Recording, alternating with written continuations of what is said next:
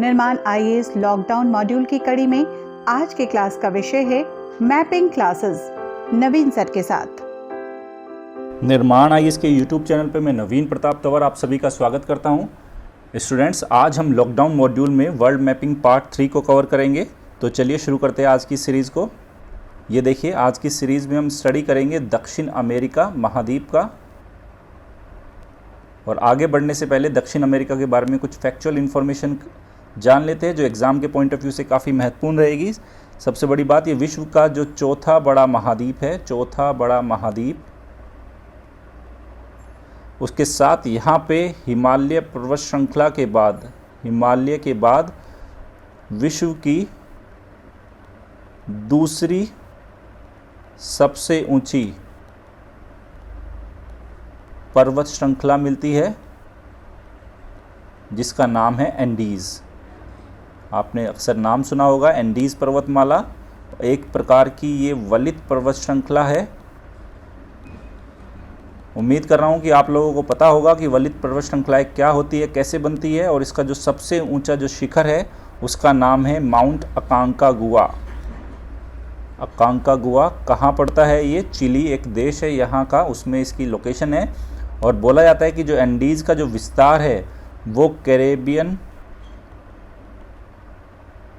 सागर से लेके, और ये एक महत्वपूर्ण द्वीप है दक्षिण अमेरिका का जिसका नाम है टेरा डेल फ्यूगो, यहाँ तक इसका विस्तार है। उसके बाद यहाँ पे बोल्विया का पठार है, काफ़ी महत्वपूर्ण पठार है बोल्विया पठार। इसमें एक झील मिलती है टिटिकाका, सब दिखाऊंगा मैं आने वाली स्लाइड्स में, टिटिकाका झील। और बोला जाता है विश्व की सबसे अधिक ऊंचाई पर स्थित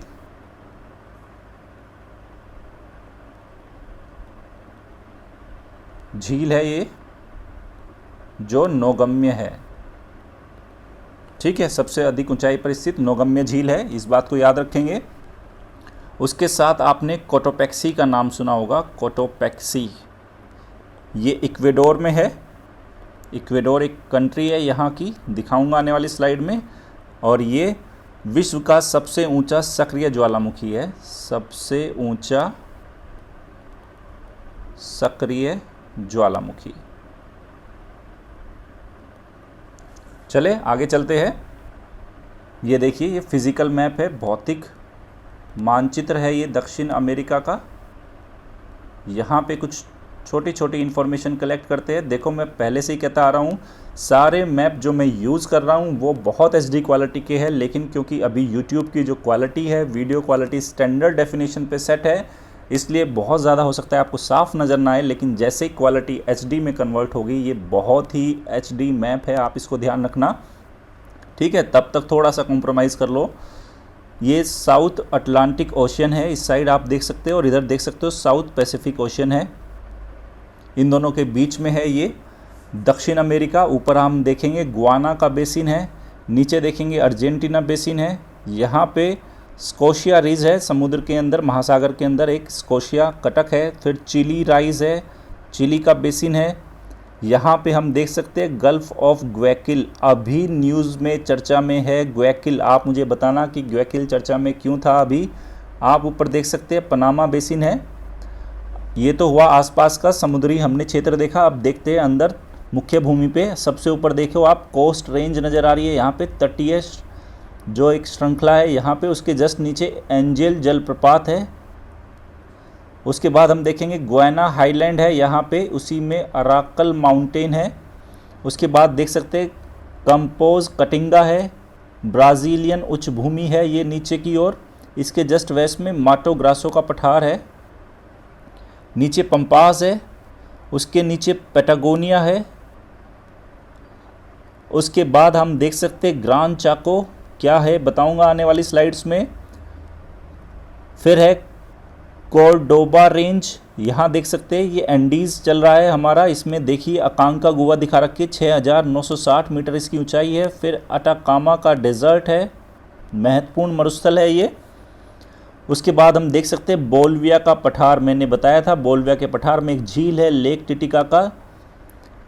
उसके बाद हम देख सकते हैं ऊपर चिम्बराज़ो है और ये कोटोपैक्सी है। अभी हमने देखा कोटोपैक्सी पे हमने चर्चा की थी अभी, और ये बीचों बीच आप देख सकते हैं अमेज़न का मैदान है। तो मोटा मोटा हमने क्या देखा, गुयाना बेसिन देखा, South Atlantic Ocean, Argentina basin, Scotia ridge, Chile rise, Chile basin इधर हमारा जो दक्षिणी प्रशांत महासागर है, गल्फ ऑफ ग्वायाकिल है, पनामा बेसिन देखा, ऊपर कोस्ट रेंज, फिर एंजल जलप्रपात देखा, गुयाना हाईलैंड देखी, कंपोज, कटिंगा, ब्राज़ीलियन हाईलैंड उच्च भूमि देखी, पंपास देखा, पेटागोनिया, कोर्डोबो रेंज देखी, ग्रान चाको देखा, बोलिविया का पठार देखा हमने, अटाकामा डेजर्ट देखा, अकांकागुआ की चोटी भी देख ली, चिली में चिम्बराज़ो देखा और हमने कोटोपैक्सी देख लिया। तो उम्मीद कर रहा हूँ कि ये सारी चीज़ें आपको नज़र आई होगी। नेक्स्ट स्लाइड में थोड़ा और जूम करके दिखाया मैंने, वहाँ अच्छे से नज़र आएगी। ये देखिए गुयाना बेसिन दिखाया मैंने अभी आपको। ये देखिए ऊपर है कोस्ट रेंज, तटीय श्रेणी है यहाँ पे। उसी के जस्ट नीचे आप देखिए एंजल जलप्रपात है, जो ओरेनिको एक नदी है, ओरेनिको उसकी सहायक नदी है। उसकी सहायक नदी का नाम मैं आपको बताता हूँ, नदी का नाम है कैरो, उस पे है ये एंजल जलप्रपात। अगर एग्ज़ाम में आ जाए तो ये एंजल जलप्रपात है, जो सबसे ऊंचा जलप्रपात माना जाता है दुनिया का। उसके जस्ट बाजू में देखियो लेक मराकाइबो, मराकाइबो झील है, और इसकी विशेषता क्या है, ये वेनेजुएला में है और ये यहाँ का तेल क्षेत्र है, महत्वपूर्ण जो तेल क्षेत्र है, यहाँ से तेल क्षेत्र है। फिर लानोज के मैदान देख सकते हैं हम, फिर गुयाना उच्च भूमि ये दिखाया था मैंने, इसमें अराकल माउंटेन थे। यहाँ पे देखिए ये अमेज़न रिवर है और इसका जो माउथ अगर पूछ लिया जाए कहाँ ये मुहाना बनाती है, तो ये अटलांटिक महासागर है, अटलांटिक महासागर। फिर देखा हमने कंपोज कटिंगा देखा, ब्राज़ील की उच्च भूमि देखी हमने, माटो ग्रासो का पठार देखा, बोलिविया का पठार देखा। ये देखिए लेक टिटिकाका है, लेक टिटिकाका की जो मैंने जो खास खूबी बताई थी, पेरू बोलिविया के बॉर्डर पे है ये। अटाकामा डेजर्ट देखा हमने, उसके साथ कोटोपैक्सी देखा, सबसे ऊंची जो सक्रिय ज्वालामुखी के रूप में मैंने बताया था, सबसे अधिक ऊंचाई पे। चिम्बराज़ो देखा हमने। उम्मीद कर रहा हूँ ये सारी चीज़ें आपको अच्छे से नज़र आई होगी। चलते हैं अगली स्लाइड पे। ये देखिए हम देख चुके हैं ब्राज़ीलियन हाईलैंड उच्च भूमि देख चुके हैं, माटा ग्रासो का पठार देख चुके हैं, उसके बाद पंपास, पेटागोनिया ये देखिए, उसके बाद कोर्डोबो रेंज दोबारा से दिखाई मैंने, ग्रान चाको क्षेत्र देखिए, बोलिविया का पठार हम देख चुके, अटाकामा डेजर्ट है ये, यहाँ पे अकांकागुआ सबसे जो इसकी एंडीज़ की सबसे ऊंची पर्वत शिखर है ये देख चुके हैं हम, और यहाँ पे सबसे नीचे है केप हॉर्न, ये याद रखेंगे, ठीक है। और टेरा डेल फ्यूगो जो मैंने बताया था सबसे दक्षिण में है कि कैरेबियन सागर से लेकर टेरा डेल फ्यूगो तक हमारे एंडीज़ का विस्तार है, ये याद रखेंगे। अलग से मैंने स्लाइड लगा दी यहाँ पे। चलते हैं आगे। ये देखिए कुछ मेजर रिवर्स है, जैसे कि मैंने बताया था ओरेनिको रिवर है, और ओरेनिको की जो सहायक नदी कौन सी थी, कैरो, और इस कैरो पे क्या था, एंजल जलप्रपात, जिसे दुनिया का सबसे ऊंचा जलप्रपात माना जाता है, एंजल जलप्रपात।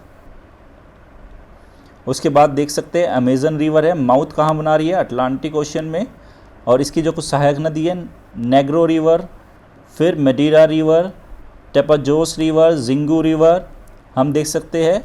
एक अलग से एक रिवर है टोकेंटिन रिवर है, यहाँ पे साओ फ्रांसिस्को रिवर है, ये पराना रिवर, पराग्वे रिवर है, ये देख सकते हैं, ये रायो डी ला प्लाटा है। यहाँ मैं आपको कुछ एक इन्फॉर्मेशन देना चाहता हूँ स्टूडेंट, जो आपके एग्ज़ाम के पॉइंट ऑफ व्यू से काफ़ी इम्पोर्टेंट रहेगी, कि जो पराना है, पराग्वे है, उरुग्वे, ये सब नदियाँ हैं, और उसकी सहायक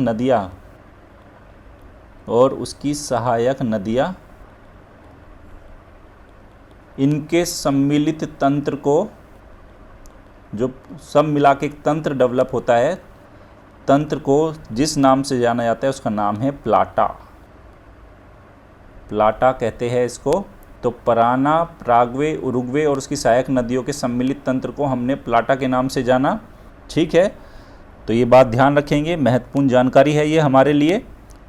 हम देख चुके हैं ओरेनिको रिवर देख चुके हैं, हम अमेज़न रिवर देख चुके हैं, प्लाटा नदी तंत्र देख चुके हैं, नेग्रो ये सहायक नदी है, मेडीरा देख चुके हैं, जिंगू देख चुके हैं, तपाजोस देख चुके हैं, टोकेंटिन रिवर देख चुके हैं, साउथ फ्रांसिस्को रिवर देख चुके हैं, पराना, पराग्वे, ये सब रिवर देख चुके हैं। और यहाँ एक महासागर इस साइड अटलांटिक, और इस साइड कौन सा है, यहाँ पे है हमारा प्रशांत महासागर है। आगे चलते हैं। अब यहाँ पे कुछ फैक्ट्स जान लेते हैं दक्षिण अमेरिका के बारे में। तो यहाँ पे जो नाम, जो इसका ओरिजिन नेम किस कारण पड़ा, अमेरिगो वेस्पुक्की के नाम पे। इसके देख लेते हैं अंतर्राष्ट्रीय जो क्षेत्र है कौन कौन से, 12 स्वतंत्र देश है यहाँ पे और 3 टेरिटरी है। इसकी पॉपुलेशन देख सकते हैं 2011 की एस्टिमेटेड पॉपुलेशन है। मेजर लैंग्वेज की अगर बात करें तो यहाँ पे पुर्तगीज़ है, स्पेनिश है, इंग्लिश है, डच है और फ्रेंच है। देखो अक्सर आपने नाम सुना होगा लैटिन अमेरिका, तो मैं यहाँ बता देता हूँ जब बात लैंग्वेज की हो रही है तो लैटिन अमेरिका का अगर क्षेत्र की बात करें तो इसके अंदर शामिल होता है दक्षिण अमेरिका, प्लस इसके अंदर जो शामिल होता है मध्य अमेरिका, और उसके बाद इसमें जो पश्चिमी द्वीप समूह है, पश्चिमी द्वीप समूह, इन सबको हम लैटिन अमेरिका बोलते हैं। मैंने एडमिनिस्ट्रेटिव कंट्रोल की बात नहीं की, मैंने बात की है लैटिन अमेरिका क्षेत्र। अगर पूछ लिया जाए तो दक्षिण अमेरिका, मध्य अमेरिका और पश्चिमी द्वीप समूह, ये आने वाली स्लाइड्स में दिखाऊंगा। अगर बात किया जाए यहाँ का प्रमुख जो धर्म क्या है तो क्रिश्चियनिटी है, रोमन कैथोलिज्म। उसके बाद देख सकते हैं प्रमुख जो यहाँ के देश है उनकी राजधानी देख लेते हैं, Brazil, Brasilia, Argentina, Buenos Aires, Peru, Lima, Colombia, Bogota, Bolivia, La Paz या सुक्रे। उसके बाद वेनेजुएला की कराकस, चिली की है सैंटियागो, पराग्वे की है असेंसिन, इक्वेडोर क्विटो, गुयाना की है जॉर्ज टाउन, उरुग्वे है मोंटेवीडियो, सूरीनाम की है परामेरिबो, फ्रेंच गुयाना केन, और यहाँ पे फॉकलैंड आइलैंड है, पोर्ट स्टेनले है, फिर साउथ जॉर्जिया जिसको या सैंडविच आइलैंड के नाम से जाना जाता है, किंग एडवर्ड पॉइंट है इनकी कैपिटल। आगे चलते हैं। ये देखिए पॉलिटिकल मैप है, यहाँ से आपको सारी कंट्रीज़ नज़र आएगी। हम उत्तर से शुरू करते हैं स्टूडेंट। ये देखिए कोलंबिया, इसकी राजधानी क्या है, बोगोटा। आप देख सकते हैं इधर क्या है कैरेबियन सी और इधर क्या है प्रशांत महासागर। तो कोलंबिया एक ऐसा देश है दक्षिण अमेरिका का कि जो कैरेबियन जो सी से भी बॉर्डर लगता है और प्रशांत महासागर से भी। उसके बाद वेनेजुएला, इसकी राजधानी कराकस है। मैंने यहाँ पे बताया था मराकाइबो झील क्षेत्र है जो ऑयल क्षेत्र है। यहाँ पे गुयाना आ गया, राजधानी जॉर्ज टाउन है। सूरीनाम आ गई, परामेरिबो, और उसके बाद है यहाँ पे फ्रेंच गुयाना केन है यहाँ पे। उसके बाद ब्राज़ील को देख सकते हैं, राजधानी है ब्राज़ीलिया। उसके बाद देख सकते हैं पराग्वे, असेंसिन, फिर देखते हैं उरुग्वे, मोंटेविडो। अर्जेंटीना की राजधानी है ब्यूनस आयर्स। फिर देखते हैं इधर फॉकलैंड है। ये किस कारण चर्चा में रहा था, 1-2 साल पहले फॉकलैंड आइलैंड था, इसको लेके अर्जेंटीना और यूके के बीच में विवाद था कि किसके अधीन जाए, तो फाइनली ये यूके के अधीन हुआ। इस बात को याद रखेंगे। ये फॉकलैंड है यहाँ पे। चिली देख सकते हैं, चिली की राजधानी सैंटियागो। जैसा कि आपको याद होगा COP25 की बैठक चिली में होने वाली थी लेकिन वो कैंसिल हो गई। आप मुझे कमेंट सेक्शन में लिख के बताना कि उसके बाद उसको कहाँ आयोजित किया गया COP25 को 2019 में। फिर देखते हैं ऊपर बोल्विया या लापाज, यहाँ देख सकते हैं लेक टिटिकाका है पेरू और बोल्विया के बॉर्डर पे। तो पेरू की राजधानी लीमा हुआ। उसके साथ साथ यहाँ पे आप देखिए इक्वेडोर की राजधानी क्विटो है। यहाँ पे देखो गालापेगोस आइलैंड दिखाए गए हैं। इनके बारे में महत्वपूर्ण क्यों ये चर्चा में रहते हैं मैं बता देता हूँ। गालापेगोस के बारे में एग्ज़ाम के पॉइंट ऑफ व्यू से इम्पोर्टेंट रहेगा। अगर पूछ लिया जाए गालापेगोस, नाम याद रखेंगे, गालापेगोस आइलैंड्स है। क्यों चर्चा में है, पहली बात तो किसके अधीन है, ये इक्वेडोर के अधीन है। ये इक्वेडोर कंट्री देख सकते हैं, ये इक्वेडोर है, इसके अधीन है ये। और इसको यूनेस्को ने वर्ल्ड जो हेरिटेज साइट का दर्जा दिया है, यूनेस्को साइट्स है। उसके बाद इसको बोला जाता है लिविंग म्यूज़ियम, मतलब जीवित संग्रहालय बोला जाता है। उसके साथ इसको मेल्टिंग पॉट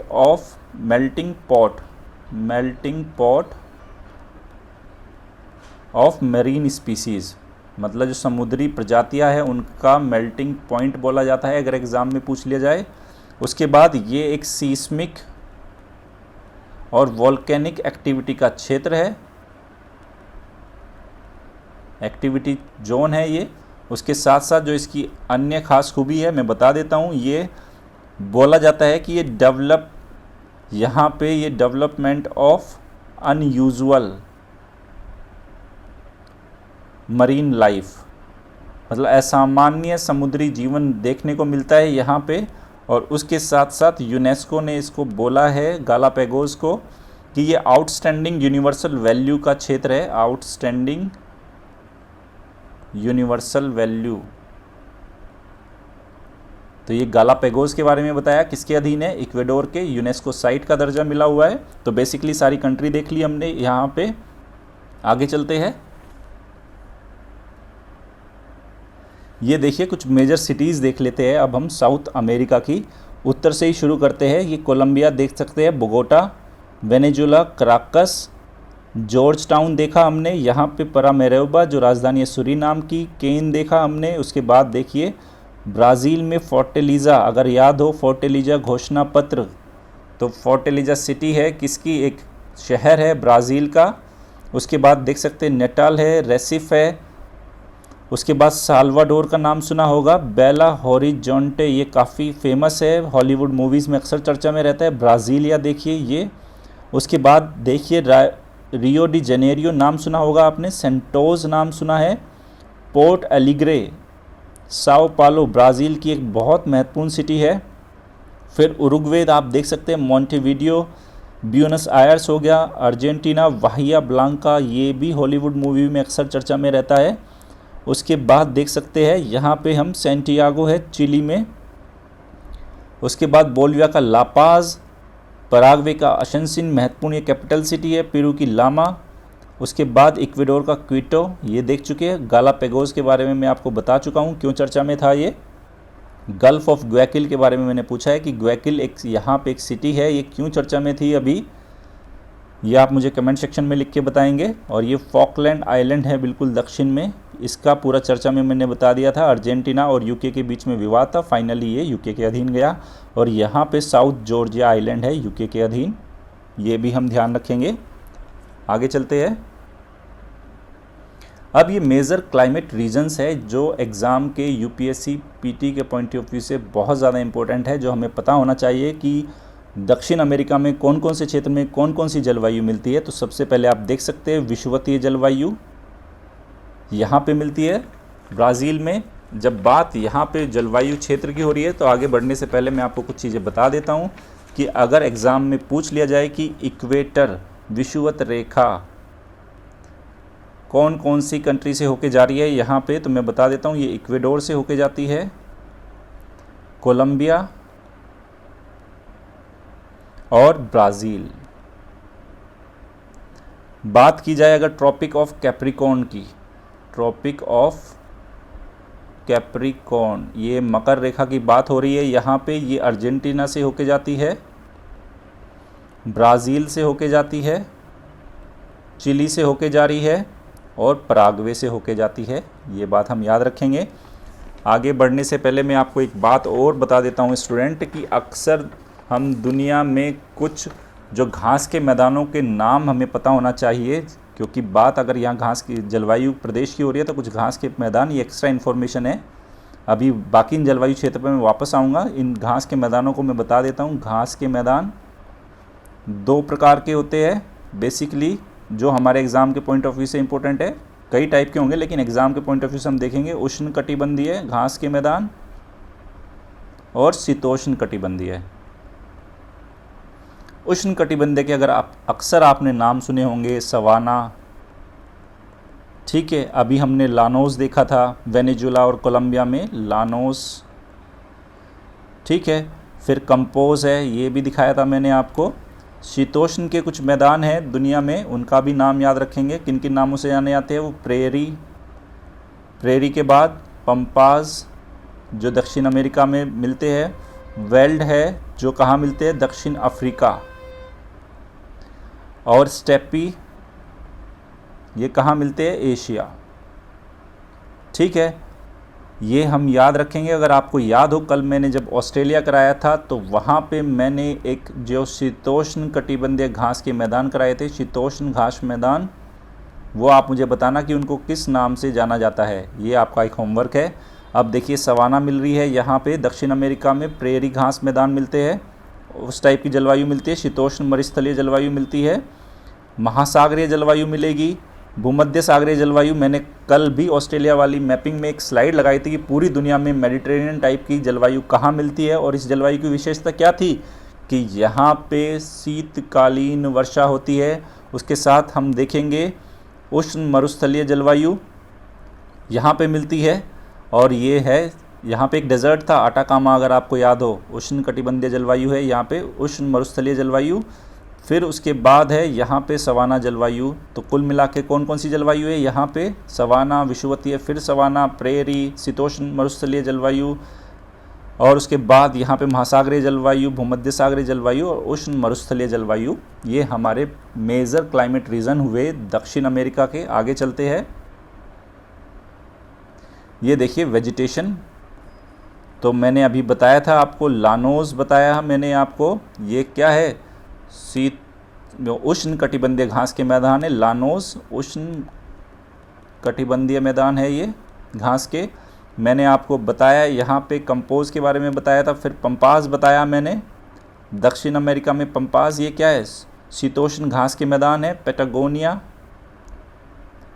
उसके बाद ग्रान चाको बताया था मैंने आपको, ठीक है। ग्रान चाको बेसिकली है क्या? ये निम्न लैंड है, लो लैंड बोला जाता है, निम्न भूमि क्षेत्र है, ठीक है। और यहाँ पे जो खास विशेषता क्या है ग्रान चाको की, कि ग्रान चाको की मैं बता देता हूँ। ग्रान चाको अगर एग्ज़ाम में आ जाए कभी, तो ये लो लैंड है, निम्न भूमि क्षेत्र है, और ये इसकी हॉट टेम्परेट जलवायु मिलती है, उष्ण जो शीतोष्ण जलवायु मिलती है, हॉट और टेम्परेट जलवायु मिलती है, जहाँ पे कुछ यहाँ पे हमारे ट्रीज़ भी मिलते हैं और ग्रासेस भी मिलती है यहाँ पे, ठीक है। पंपास को हम देख ही चुके, ये है हमारा शीतोष्ण घास मैदान है, ये बात हम याद रखेंगे। सवाना मैंने आपको दिखा दिया था, सवाना जो घास के मैदान, और फिर ये सेल्वास भी देख सकते हैं आप, अमेजन बेसिन के क्षेत्र में सेल्वास। ये सारी चीज़ें याद रखना आप, एग्ज़ाम के पॉइंट ऑफ व्यू से काफ़ी इंपॉर्टेंट रहेगी। चलते आगे। ये देखिए वापस से, ये ट्रॉपिकल रेन फॉरेस्ट एरिया है, सवाना है, यहाँ भी सवाना था, ये भी सवाना था, ये मैंने दिखाया आपको। यहाँ पे डेजर्ट था, उष्ण मरुस्थलीय जलवायु, यहाँ पे हमने देखा था शीतोष्ण मरुस्थलीय जलवायु, सेमी डेजर्ट था, और शीतोष्ण टेम्परेट फॉरेस्ट भी है, और यहाँ पे महासागरीय जलवायु भी थी हमारी, ठीक है। यहाँ पे मैंने आपको बताया था कि भूमध्य सागरीय जलवायु मिलती है चिली में, ये भी याद रखेंगे हम। आगे चलते हैं। अब ये देखिए, यहाँ पे मैं आपकी एक थोड़ी सी प्रैक्टिस करा देता हूँ स्टूडेंट। अभी तक हमने क्या पढ़ा? देखो यहाँ पे हमने देखा कैरेबियन सागर, इधर क्या है हमारा? प्रशांत। दक्षिणी अटलांटिक महासागर है इधर, दक्षिणी अटलांटिक। देखो जितना पढ़ाया सब रिवाइज कराऊंगा यहाँ पे। और ये है दक्षिणी प्रशांत। अब मेरे साथ साथ देखते रहना आप। देखो यहाँ पे मैं आप कुछ इन्फॉर्मेशन दे रहा हूँ। यहाँ पे पनामा क्या है? पनामा, आपने नाम सुना होगा, पनामा कैनाल, ठीक है। पनामा कैनाल मिलती है यहाँ पे। अब मेरे साथ साथ चलते रहिए। देखो आपको कितनी महत्वपूर्ण चीज़ें दिखाता हूँ। मैंने आपको बताया था जो एंडीज़ पर्वत श्रृंखला का विस्तार है, उत्तर में कैरेबियन, ये कैरेबियन है, और दक्षिण में टेरा डेल फ्यूगो तक। लेकिन यहाँ पे 3 समानांतर पर्वत श्रृंखलाएँ मिलती है स्टूडेंट, आपने सुना होगा। ये तीनों ड्रॉ कर देता हूँ, 1, 2 और 3, जिसको बोला जाता है सबसे, ये कोर्डिलेरा, नाम याद रखना, कोर्डिलेरा ओरिएंटल, इसका नाम है कोर्डिलेरा ओरिएंटल। बीच वाले का नाम है कोर्डिलेरा सेंट्रल, क्योंकि ये मध्य में है। और सबसे ऊपर है कोर्डिलेरा ऑक्सीडेंटल, ऑक्सीडेंटल। तो सबसे ऊपर ये क्या हो गया? कोर्डिलेरा ऑक्सीडेंटल, बीच वाला कोर्डिलेरा सेंट्रल, और ये वाला हो गया हमारा कोर्डिलेरा ओरिएंटल। ये 3 पैरेलल हमारी जो क्या है पर्वत श्रेणियाँ हैं। यहाँ पे फिर हमारा एंडीज चल रहा है, एंडीज पर्वत श्रृंखला ये पूरी चलती जा रही है। ये हमारी जो इसका हाईएस्ट पीक था मैंने आपको क्या बताया था, अकांकागुआ चिली में है, अकांकागुआ। और ये कौन सा वलित पर्वत है, एंडीज़ एक वलित पर्वत है, ये मैंने आपको बताया था। इतना हो गया। यहाँ पे मैंने आपको लानोस के मैदान बताए थे, ठीक है। मैंने आपको बताया था चिम्ब्रेजो, ठीक है, हाईएस्ट है जो इक्वेडोर में है चिम्ब्रेजो। और कोटोपेक्सी बताया था मैंने, सक्रिय ज्वालामुखी थी। चिम्ब्रेजो है, कहाँ पे पड़ता है ये, इक्वेडोर में। फिर यहाँ कुछ मैंने आपको सेल्वास बताए थे, सेल्वास का मैदान बताया था। उसके बाद मैंने ग्रान चाको बताया था आपको, ग्रान चाको, इसकी विशेषता भी बताया था, दलदली क्षेत्र है ये हमारा। यहाँ पे हमारा ब्राज़ीलियन उच्च भूमि थी, ब्राज़ीलियन उच्च भूमि, ठीक है। उसके बाद मैंने बताया था यहाँ पे माउथ बनाती है अमेज़न नदी का मुहाना है, अमेज़न का, अमेज़न निकलती है, ठीक है। उसकी सहायक नदियाँ पूरा क्षेत्र बताया था मैंने। उसके बाद मैंने आपको पंपास बताया। उसके बाद मैंने आपको यहाँ पे एक डेजर्ट था पैटागोनिया, पैटागोनिया मरुस्थल, पैटागोनिया, यहाँ पे भी मैंने एक मरुस्थल बताया था। अगर आपको याद हो इस साइड में यहाँ पे एक मरुस्थल था जिसका नाम था अटाकामा,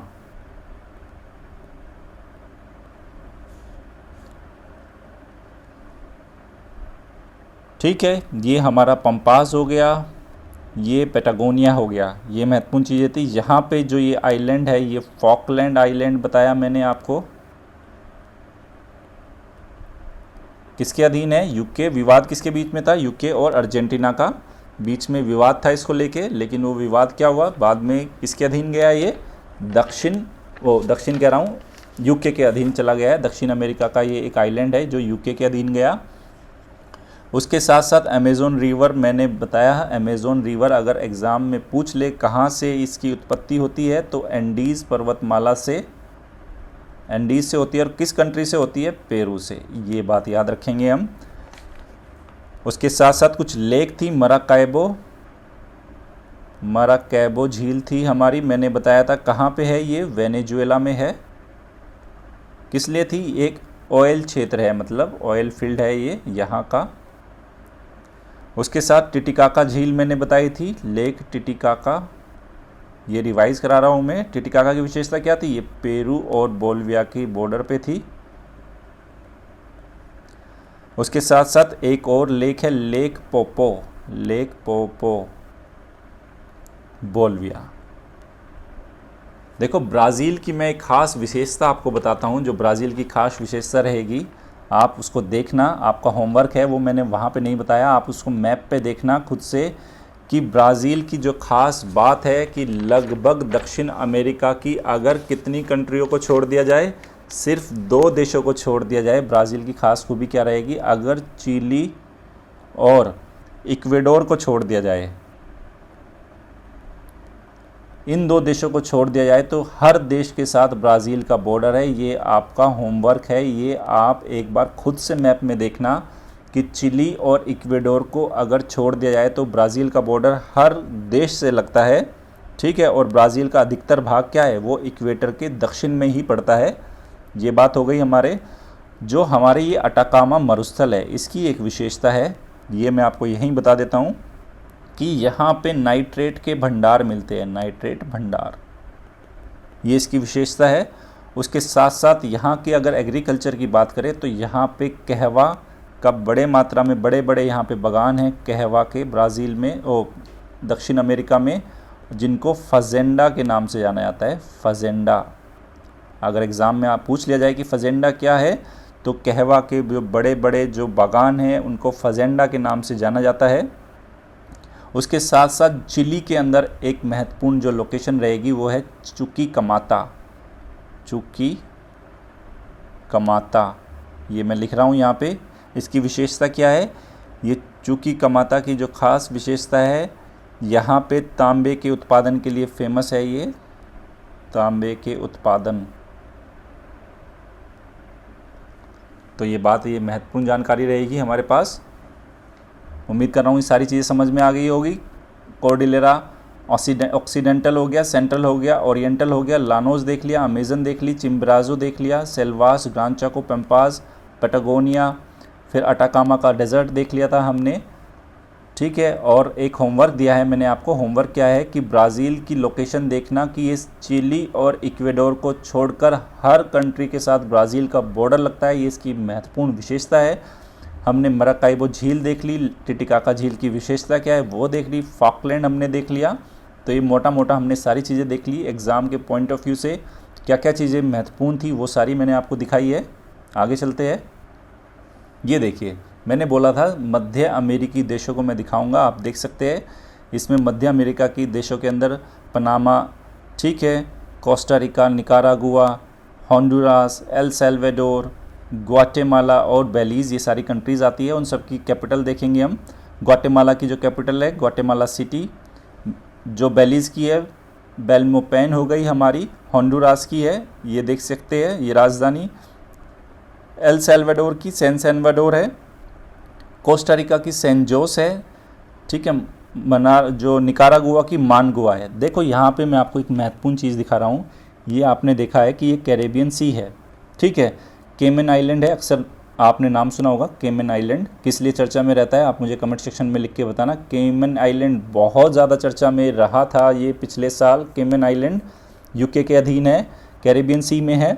यहाँ देखो मैं कुछ चीज़ें दिखा रहा हूँ। अगर आप देखो इस पनामा को, तो इसका बॉर्डर इधर कैरेबियन सी से लगता है और इधर प्रशांत महासागर से। चलो कोस्टा रिका का देखो, इसका भी दोनों साइड से बॉर्डर लगता है। निकारागुआ का देखोगे, इसका भी दोनों साइड से बॉर्डर लगता है, इधर कैरेबियन सी से, इधर प्रशांत महासागर से। अगर होंडुरास को देखोगे तो इसका भी दोनों साइड से बॉर्डर लगता है। मध्य अमेरिकी जो देश है इसमें 4 ये देश है अभी तक जिनका दोनों साइड बॉर्डर लगता है। उसके बाद देखो ग्वाटेमाला, इसका भी बॉर्डर दोनों साइड से लगता है। लेकिन 2 कंट्री ऐसी है, एल सल्वाडोर, इसका सिर्फ प्रशांत महासागर से लगता है, और इधर जो बेलीज़ है ये कैरेबियन सी, या इसको मोटे रूप में बोला जाए वृहद रूप में तो अटलांटिक महासागर से इसका बॉर्डर लग रहा है, क्योंकि कैरेबियन सी बेसिकली पार्ट तो अटलांटिक महासागर का ही है। तो 5 ऐसे देश हो गए, कौन से? पनामा, दूसरा कोस्टा रिका, उसके बाद हमने देखा निकारागुआ, होंडुरास, उसके बाद हमने देखा ग्वाटेमाला। इन 5 देशों का जो बॉर्डर है कैरेबियन सी से भी लग रहा है और प्रशांत महासागर से भी लग रहा है। लेकिन अगर बात की जाए बेलीज़ की और एल सल्वाडोर की, तो बेलीज़ का सिर्फ कैरेबियन सी से और एल सल्वाडोर का सिर्फ प्रशांत महासागर से बॉर्डर लगता है। कोलंबिया के बारे में मैंने बताया था, इधर इसका कैरेबियन सी से भी लगता है और इधर इसका प्रशांत महासागर से भी लगता है। दक्षिणी अमेरिकी देश है ये। उम्मीद कर रहा हूँ कि ये सारी चीज़ें आपको समझ में आई होगी अच्छे से। ये जमैका आइलैंड है, ये देखिए, ये इधर हैती है और ये क्यूबा है। ये सब कैरेबियन सी के अंदर है स्टूडेंट, याद रखेंगे, महत्वपूर्ण जानकारी है ये हमारे लिए। निर्माण आईएएस की लॉकडाउन मॉड्यूल में आज हमने दक्षिण अमेरिका को कवर किया है स्टूडेंट्स, और मैं उम्मीद करता हूँ कि आपको ये ज़रूर पसंद आया होगा। अगर आपको हमारी ये सीरीज़ पसंद आ रही है तो हमारे YouTube चैनल को लाइक कीजिए, शेयर कीजिए और सब्सक्राइब कीजिए। धन्यवाद।